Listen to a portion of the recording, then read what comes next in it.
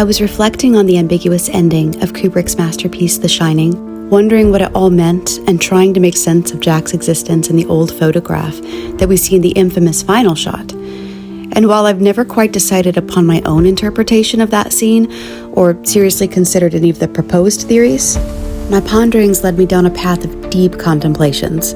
My first thought was that perhaps viewers focus too much on the physical presence of Jack Torrance in the photograph, when the image itself is merely a symbolic representation of the evil entity that lives within the hotel, and the different faces it's worn over the years.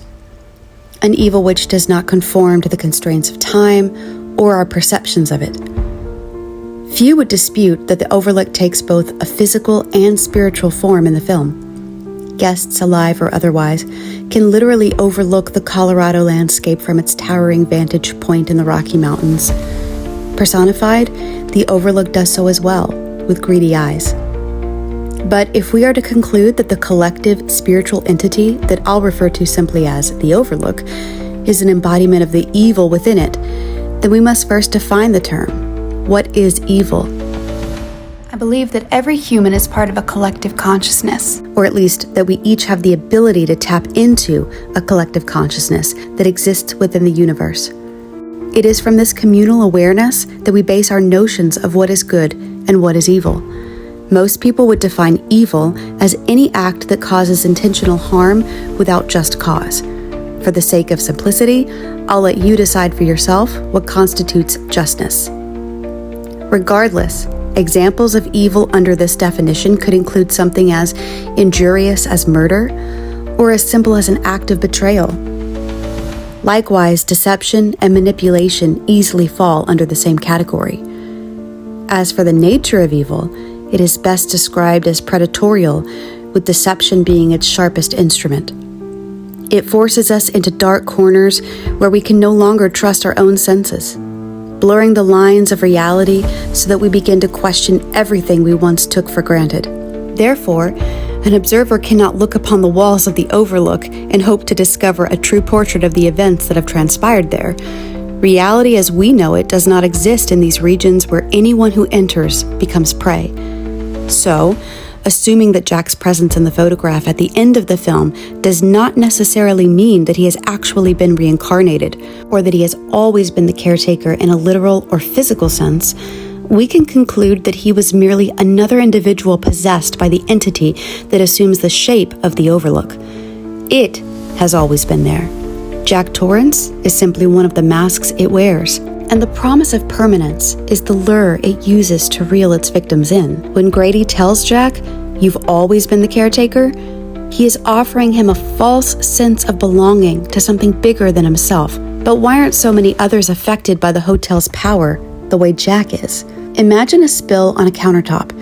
Take one large sponge, the collective human consciousness, and tear it into 100 little pieces, just as there are hundreds of guests present when the hotel is open. If all of those little sponges exist in that space at that time, even if the spill is spread out a bit, they'll each absorb only small amounts of the liquid.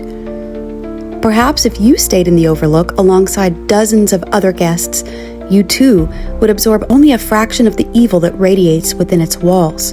You'd find that your thinking had become a little more strained, your desires a little more selfish, your temperament a little more heated than before. But eliminate all the guests, all the staff.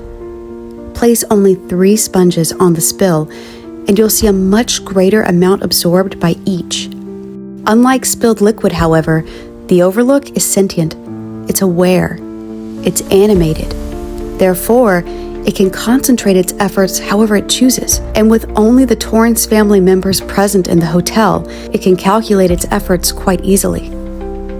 Undoubtedly, the Overlook recognizes Wendy Torrance's delicate demeanor and does not feel that she can in any way divert its plans. Her sense of self has diminished over the course of an unstable and, at minimum, emotionally abusive marriage. We see often that she struggles to take simple, decisive actions, and Jack does little to conceal his resentment toward her.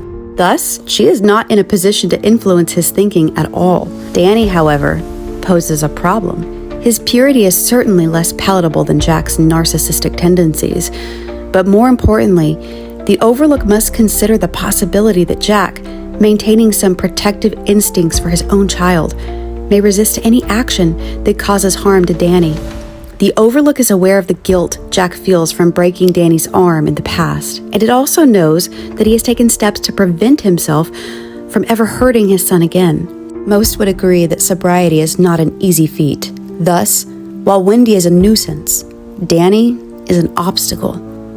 Interestingly, some theorists have posited that Jack did not merely harm his son one time, breaking Danny's arm in a drunken rage, but that he actually abuses him on a regular basis. According to this theory, Jack's maltreatment of Danny presents as more than violent outbursts and takes on a much more deviant, despicable tone. However, the scenario does not add up when reduced to a simple if-then equation. If Jack was actively abusing Danny, demonstrating a repeated indifference to his son's well-being, and having no moral objection to causing him harm, then the Overlook would have no reason to view Danny as any real threat. The Overlook wouldn't have to work so hard posing as a bartender to foster the paranoia in Jack's mind that Wendy is influencing Danny to turn against him. With the aid of alcohol, the so-called Lloyd clearly wishes to stir up Jack's poorly concealed resentment toward his wife and direct those feelings toward his son. It's an act of manipulation that feels oddly desperate in its delivery. The Overlook then doubles its efforts, posing as Grady to convince Jack that his son is a problem needing to be dealt with. But initially, Jack ridicules Grady, seeming to hold the view that murdering one's own family isn't an action taken in the regular course of duties as a winter caretaker. Further evidencing Jack's objection to Grady's distorted views is the terror and guilt he feels after dreaming of violently murdering his own family. While Jack has a history of violent tendencies, those tendencies have always stemmed from carelessness and negligence, or from drunken rage, rather than from premeditated cruelty. We must consider the totality of evidence that Jack does, in fact, have true affection for his son. It's no coincidence that Danny's hair is cut to resemble Jack's. It's likely that Jack, like most fathers, takes pride in having people see his son as a smaller version of himself. He certainly was proud to display his son to Mr. Ullman at the beginning of the film, though you can see his face shift from pride to disgust when he notices that Wendy is touching Danny, and I think that's interesting. But we'll hold on to that thought. Remember that Mr. Halloran, who has the power to shine, as he calls it, detected nothing disturbing upon seeing Jack and Danny together. He asks Danny a series of probing questions when they are alone, clearly able to read his mind, even knowing what nickname his parents used for him, but he never asked Danny if he was being abused. Furthermore, when Danny enters his father's room to ask if he can get his fire engine, his father shows him genuine affection. He strokes his hair, holds him in his arms, and tells him that he loves him more than anything in the world. He demonstrates no inappropriate behavior whatsoever, though we are admittedly made uncomfortable by his disheveled appearance. He then asks Danny if he likes the hotel, to which Danny replies, "I guess so." It's at this point that Jack looks at him approvingly and says, "Good, I want you to like it here. I wish we could stay here forever and ever and ever," which of course echoes the words of the twin girls.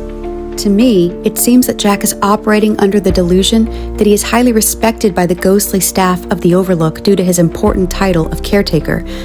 After all, he gets free drinks on the house from Lloyd, and in his first meeting with Grady, he was treated as though he were a man of authority.